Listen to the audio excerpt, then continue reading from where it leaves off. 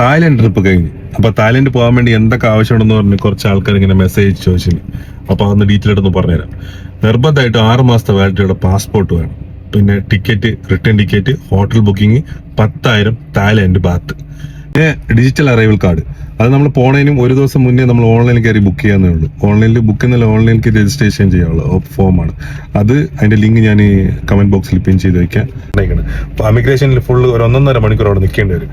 അപ്പൊ ആ നിൽക്കാനുള്ള സൗകര്യം ആൾക്കാർക്ക് ബുദ്ധിമുട്ടുണ്ടെങ്കിൽ 2,000 ബാത്ത് കൊടുത്തു കഴിഞ്ഞാൽ ഒരു വേറൊരു വഴിയുണ്ട്, അയാളെപ്പോഴും എങ്ങനെ പുറത്തു പോവാം.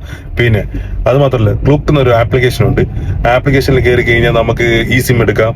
പിന്നെ ഹോട്ടൽ ബുക്കിംഗ് ഉണ്ട്. അങ്ങനത്തെ അത് ഇന്ത്യൻ കറൻസിയാണ്. അതിൽ ഗൂഗിൾ പേ കണക്ട് ചെയ്ത് കഴിഞ്ഞാൽ നമുക്ക് അത് ഉപയോഗിച്ച് അവിടുത്തെ റൂം എടുക്കാം, ഈ സിം എടുക്കാം, അങ്ങനത്തെ സൗകര്യങ്ങളൊക്കെ ഉപയോഗപ്പെടുത്താം. പിന്നെ ഡിജിറ്റൽ അറൈവൽ കാർഡിന്റെ ലിങ്കും ആപ്ലിക്കേഷന്റെ ഈ ആപ്പിന്റെ ലിങ്കും ഞാൻ കമന്റിൽ പിൻ ചെയ്ത് വെക്കാം. ആവശ്യമുള്ളത് ഉപയോഗിക്കുക, ആവശ്യക്കാർക്ക് അയച്ചു കൊടുക്കുക.